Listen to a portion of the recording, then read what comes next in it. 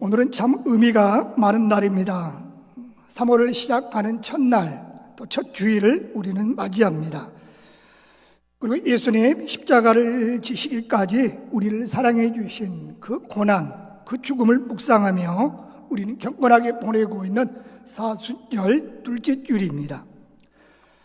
또한 국가적으로는 우리나라가 과거에 일본의 식민지 생활을 받았고, 그래서 자유와 해방을 소망하며 나라의 백성들이 독립만세를 외쳤던 국가기념일 107주년 3.1절을 우리는 맞이했습니다.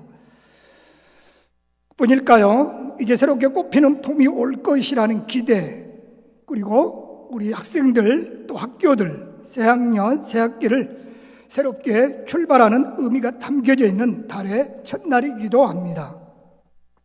그래서 오늘도 이렇게 여러 내용들이 함께 포함되어 있는 이 주일에 어떤 말씀으로 함께 나누면 좋을까 묵상하다가 단순하면서도 깊은 의미가 있는 본문의 한 구절을 오늘 선택하게 되었습니다.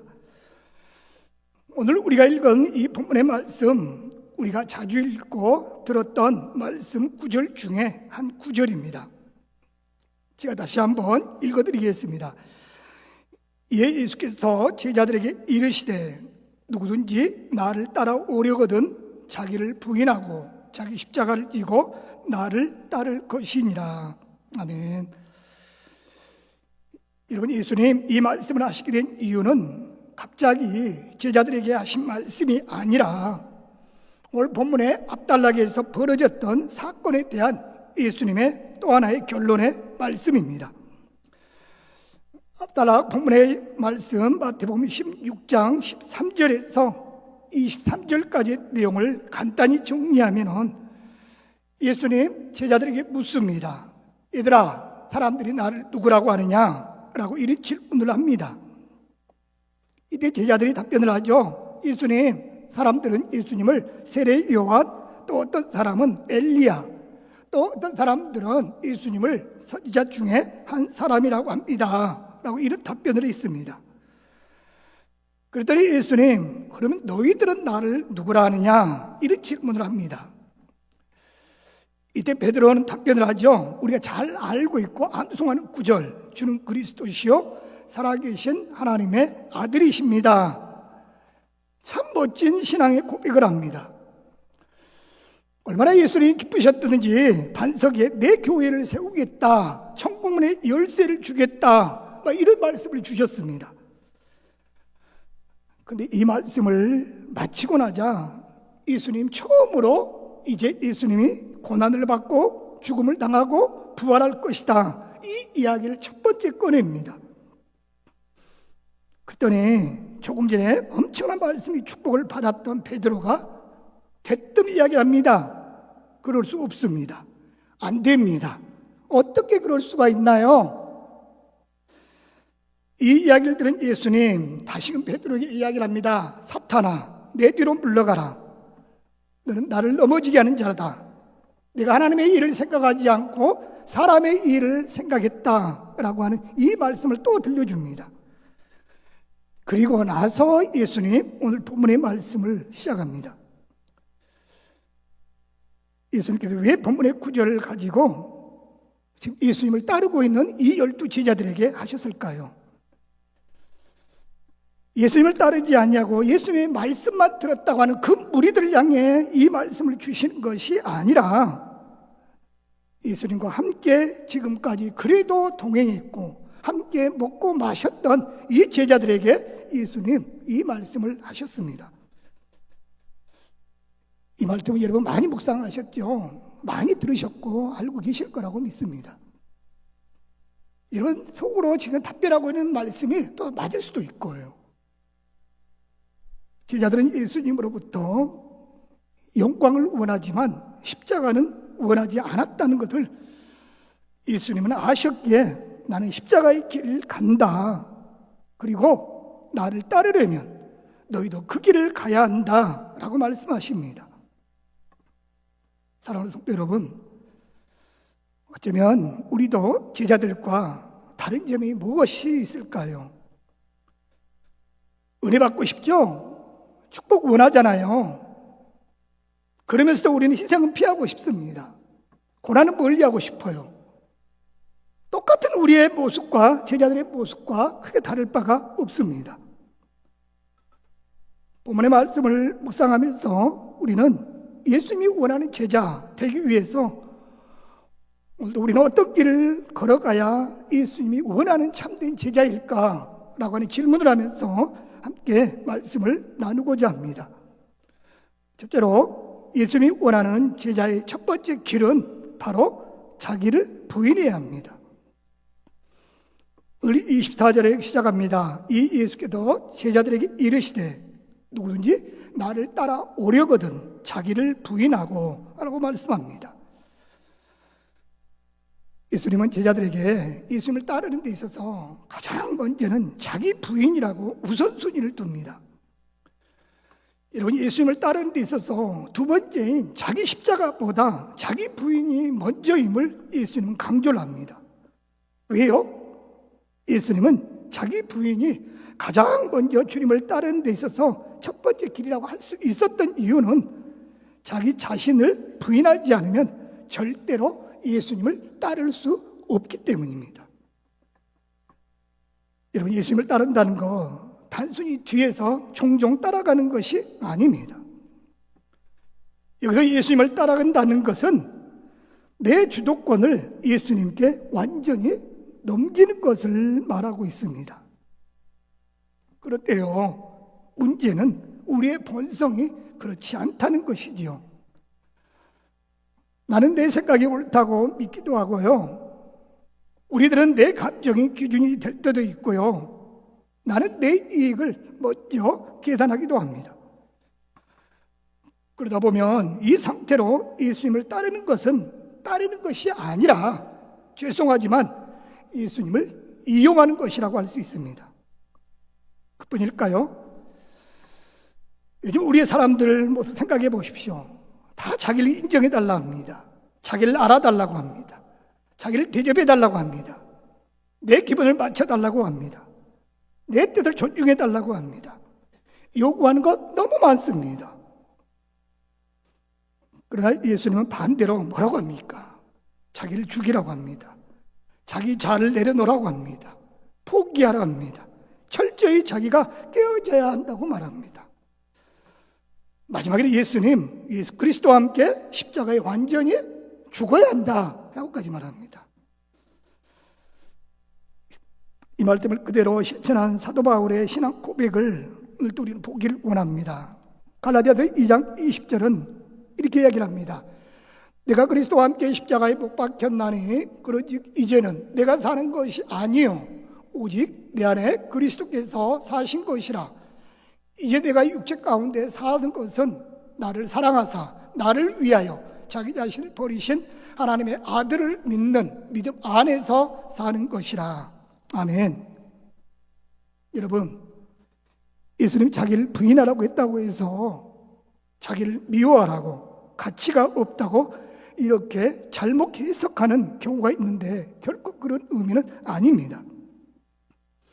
예수님 제자들에게 자기를 부인하라는 말씀은 주인 노릇하고 있는 나만의 모습들, 그것이 어떤 사람에게는 세상의 지식이요, 권력이요, 물질이 될 수 있을 것이고, 어떤 사람에게는 욕심이나 고집이나 자존심 또는 자신의 뜻이 될 수 있습니다.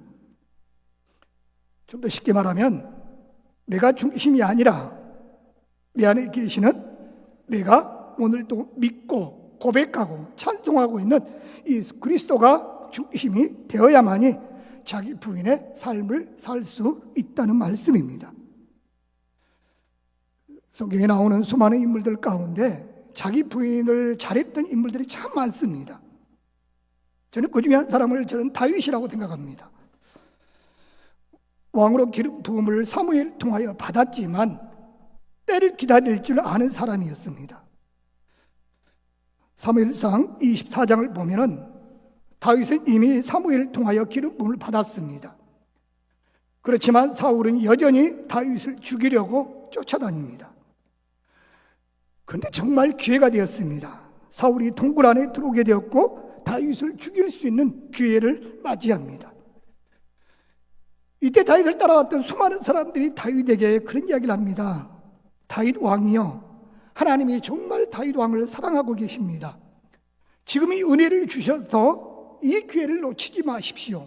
하나님의 선물입니다. 다윗을 죽이십시오. 이때 다윗은 가서 사울의 옷깃만 살짝 베고 옵니다. 그러나 마음에 찔려서 함께 있는 이들에게 그런 고백을 합니다. 여호와께 부음 받은 자를 내가 금할 수 없다라는 이런 스스로의 고백을 합니다. 그뿐일까요? 사무엘상 26장을 보면 여전히 사울은 점점 더 다윗을 죽이려고 쫓아옵니다.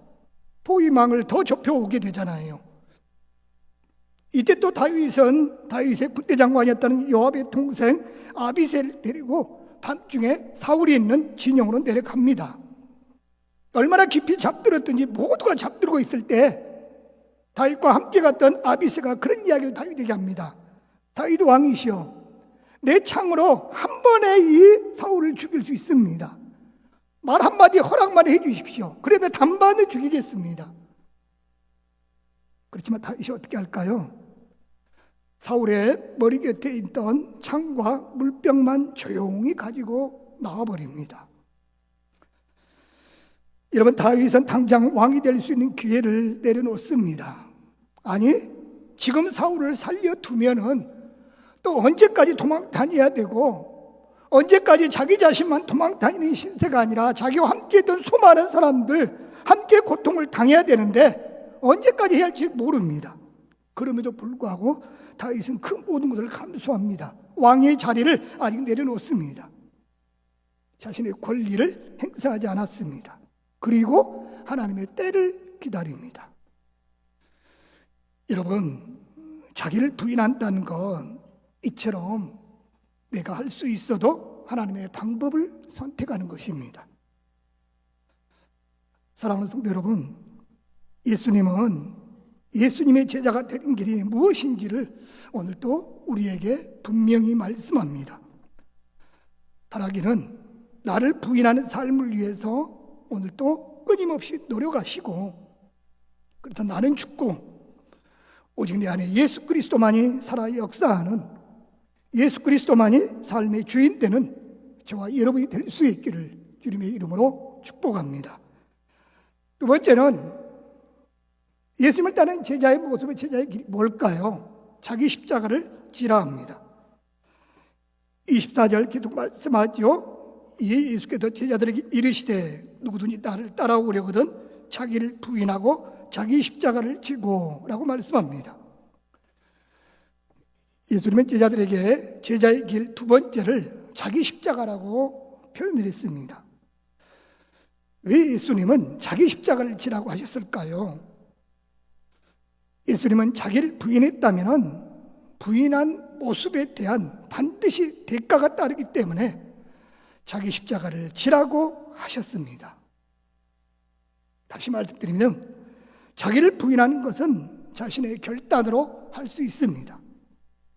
그러나 십자가는 그 결단으로 끝나는 것이 아니라 결단의 실제입니다. 즉 결단의 삶을 말하고 있습니다. 그러므로 십자가의 삶은, 결단의 실제는 어떨 때는 소리도 봅니다. 오해도 받고요. 불이익을 감당하는 순간도 반드시 경험할 수 있습니다. 물론 십자가의 삶의 의미, 여러분 다 아시죠? 희생입니다. 헌신입니다. 그러나 십자가 그 자체는 장식이 아니라 우리가 잘 알고 있는 것처럼 로마가 나라에 대하여 큰 범죄를 저지른 사람들, 또한 믿음의 성도들을 죽이는 데 사용했던 사형틀이었습니다. 그래서 예수님도 십자가를 지시고 순교할 것이라는 예고를 오늘 본문의 앞 단락을 통하여 말씀을 하셨고, 그리고 제자들에게 십자가를 지라고 말씀하셨습니다. 그런데 우리가 본문에서 좀 더 볼 수 있는 구절이 무엇일까요? 자기 십자가입니다. 자기 십자가. 궁금하지 않습니까? 왜 예수님은 내가 져야 되는 이 십자가 그래도 너희들 제자들이 아니냐, 이 십자가를 너희들이 대신 지면 안 되겠니? 라고 말하지 않았습니다. 오히려 너희에게 주어지는 너희 십자가, 즉 자신의 십자가를 지라고 하십니다. 왜 그랬을까요? 그 이유는 어떤 사람에게는 믿음을 지키는 외로움일 수도 있고, 어떤 사람에게는 정직을 지키며 감당하는 소리일 수도 있습니다. 어떤 사람에게는 관계를 이루다 보니 자존심을 내려놓을 수 있는 일일 수도 있기 때문입니다. 무슨 말일까요? 다 십자가의 내용이 다르다는 말씀입니다. 그러므로 십자가는 비교의 대상이 아니라 자신에게 주어지는 사명이요, 내 자신이 감당해야 될 책임이라고 말씀합니다. 오늘 107주년 3.1절입니다. 이번 3.1절을 맞이해서 우리 1919년 3월 1일로 여러분 돌아가 보시기 바랍니다. 그 시에 태어나신 분들 계시는지는 모르겠고 저희는 그 이후의 세대입니다. 저는요. 1919년 3월 1일 토요일 오후 2시에 당시 서울의 종로구에 있는 인사동의 소재에 있었다고 하는 요리집, 그 요리집 태화관이라는 곳에서 33명의 민족 대표들이 모여서 독립선언서를 낭독합니다. 처음에는 탑골공원에서 낭독하려 했지만 일본 경찰 그 헌병들에 의해서 부딪히면 대규모 충돌이 일어날 것이 당연한 것이고 위혈 사태가 벌어질 걸 우려하여서 장소를 급히 변경을 합니다. 물론 탑골공원에서는 우리 학생들이 독립선언서를 낭독하며 만세운동이 시작되었습니다. 그런데 역사적으로 기록된 내용 중에 하나는 민족대표 33명이 독립선언서를 낭독하고 나서 바로 일본 경찰에 전화를 겁니다. 그리고 자신들의 위치를 알려주고 현장에서 모두 자진 체포됩니다. 한 명도 도주하지 않았습니다. 왜 그랬을까요? 비폭력, 평화적 독립이라는 것을 세계 열방에 알리기 위한 모습이었습니다. 저는 그 오늘 말씀을 준비하면서 이런 자료를 보면서 33명의 대표, 그 가운데 기독교인이 16명으로 가장 많았다고 하는 민족 대표들, 그 자리까지 오기 위해서 얼마나 두렵고 얼마나 숨을 죽여가면서 2, 3개월 동안 준비했을까요? 그렇지만 독립선언서를 낭독하고 나서는 그들은 도주하지 않고 모두 체포당하는 과정을 생각해 보면서 이들의 모습들, 앞으로 생각하면 두려움, 걱정, 수많은 염려가 있었을 텐데 그 모든 것을 감당하고 모두 자기 행동으로 책임을 졌다는 것을 볼 수가 있었습니다. 여러분, 십자가는 책임입니다. 도망가지 않는 것이고요. 가정에서도 마찬가지입니다. 힘들다고, 억울하다고, 답답하다고, 괴롭다고 남편이나 아내나 자녀들이 그 책임을 내려놓으면 가정은 흔들릴 수밖에 없습니다. 교회도 마찬가지입니다. 십자가를 지는 성도들이 있을 때 공동체는 세워지게 되고 주님의 몸된 교회는 건강해질 수 있습니다. 1919년 3.1절에 독립만세를 외쳤던 인원이 물론 조금씩 차이는 있지만 전국적으로 200만 명이 넘었다고 합니다. 그렇지만 사실 우리가 알고 있는 사람 여러분 몇 명이나 알고 계시나요? 우리가 알고 있는 이름의 대부분은 사실 이름 없이 다 사라졌습니다. 그러나 중요한 것은 그 많은 사람들의 외침이 하나님의 은혜 안에서 이 나라의 역사를 바꿀 수 있었다고 하는 사실입니다. 사랑하는 성도 여러분, 교회도 마찬가지입니다. 이름도 없이 기도하는 분들, 보이지 않게 헌신하는 분들, 말없이 섬기는 분들, 그분들의 십자가가 성실교회를 지켜왔고 앞으로도 든든히 세워갈 줄 믿습니다. 바라기는 내게 주어지는 십자가, 다른 성도들의 십자가와 비교하지 마시고 오늘 나에게 주어지는 그 십자가를 짐으로 예수님 원하는 제자들 될 수 있기를 주님의 이름으로 축복합니다. 마지막으로 세 번째로 십자가의 길, 예수님이 원하는 제자의 길은 뭘까요? 예수님을 따르는 자가 예수님 원하는 제자입니다. 24절 우리 다 함께 다시 한번 함께 읽어보겠습니다. 함께 읽겠습니다. 예수께서 제자들에게 이르시되 누구든지 나를 따라오려거든 자기를 부인하고 자기 십자가를 지고 나를 따를 것이니라. 아멘. 예수님은 마지막으로 제자의 필수 조건 나를 따르라 라고 말씀합니다. 여러분, 나를 따르라 몇 번 읊어보았지만 참 왠지 무게가 있었습니다. 그러면서도 마음 한편에는 너무나 부담이 되었습니다. 보통 본문의 구절을 대하다 보면 우리는 자기 부인, 자기 십자가에 집중합니다. 그런데 예수님의 말씀은 거기서 끝나지 않습니다. 그리고 결론으로 나를 따르라 말씀합니다. 아무리 자기를 부인하는 결단하고 자기 십자가를 진다 해도 마지막에는 주님은 예수님을 따를 수 있어야 된다고 결론으로 말씀을 하고 있습니다. 여러분, 그렇다면 왜 예수님은 마지막으로 제자의 길, 세 번째로 자신을 따르라고 하였을까요?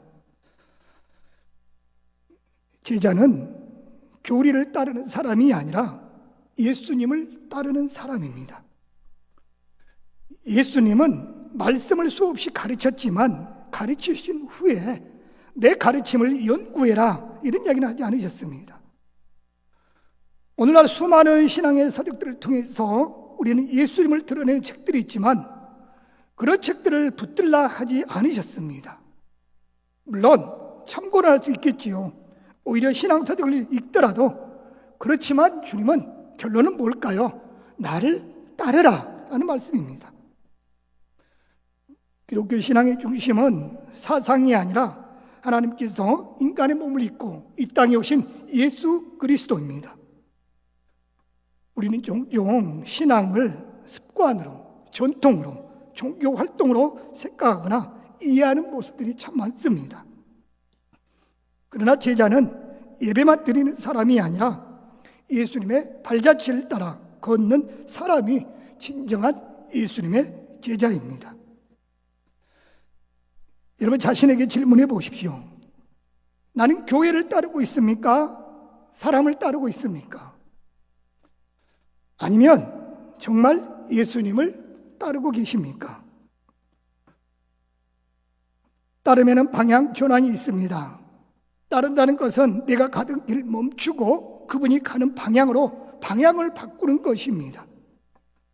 베드로가 그물을 버리고 예수님을 따랐던 것처럼, 마태가 세리의 자리를 떠났던 것처럼, 이처럼 따름은 삶의 중심이 바뀌는 사건입니다. 여전히 내가 주도권을 쥐고 있으면서 주님 저를 따라오세요 라고 말하는 것은 제자의 모습에서 어긋난 행위입니다. 제자라고 한다면 이렇게 물어야겠죠. 주님, 어디로 가십니까? 주님, 무엇을 원하십니까? 라고 물을 수 있는 사람이 진정한 예수님의 제자입니다. 그런데 오늘 마지막 예수님이 원하는 제자의 필수 조건은 나를 따를 것이니라, 이런 구절을 남깁니다. 이 말씀의 의미가 뭘까요? 한 번 결단이 아니라 계속적인 삶, 즉 지속적으로 따르라는 의미를 두고 있습니다. 처음에 감동으로 시작할 수 있고 어느 자리에서 은혜 받아 눈물을 흘리며 결단할 수 있습니다. 그러나 진짜 제자는 월요일에도 문제 속에서도 아무도 보지 않을 때에도 주님을 따르는 것, 이것이 바로 주님이 원하는 따를 것이니라, 이 구절에 포함되는 말씀입니다. 사도 바울의 고백을 보십시오. 디모데후서 4장 7절에 이런 고백을 합니다. 나는 선한 싸움을 싸우고 달려갈 길 마치고 믿음을 지켰으니 라는 고백을 합니다. 성전 안에서만이 아니라 주일만이 아니라 끝까지 가는 것, 종점까지 따르는 것, 이것이 바로 따름의 의미입니다. 사랑하는 성도 여러분, 예수님 오늘도 우리에게 오늘도 묻습니다. 너는 나를 따르겠느냐? 이 질문 앞에 여러분 어떻게 답변하시길 원하십니까? 우리 모든 성도님들이 오늘도 고백이 예수님을 앞세우고 주님 부르시는 그날까지 주님을 따름으로 예수님 원하는 제자가 될 수 있기를 축복합니다. 말씀을 맺습니다. 예수님 제자들에게 말씀하면서 다시금 우리 모두에게 묻습니다. 예수님 따르는 제자가 되기를 원하십니까? 그렇다면 내 삶의 주인 오직 예수 그리스도입니다. 오늘도 나 자신을 마음껏 부인하시고 그리고 예수님을 따를 수 있는 우리 모든 성도들, 그리고 내게 주어진 십자가, 수많은 십자가의 못들이 있지만 다른 사람의 십자가를 바라보지 마시고 내게 주어지는 그 십자가가 무엇인지 여러분 다 아실 겁니다. 그 십자가에 책임을 지시고 그 십자가를 지십시오. 그리고 그 십자가를 지고 주님을 따름으로 예수님이 원하시는 참된 제자들이 될 수 있기를 바랍니다. 그래서 예수님 다시 오늘 또 우리에게 말씀하실 때 이 말씀의 고백대로 내가 주님을 부인하는 신앙이 아니라 나 자신을 부인하는 모습으로 십자가를 지고 예수님을 끝까지 잘 따랐습니다 라고 하는 이런 신앙의 고백으로 우리 모두가 주님께 칭찬받을 수 있는 하나님의 참된 제자들 될 수 있기를 주님의 이름으로 축복합니다.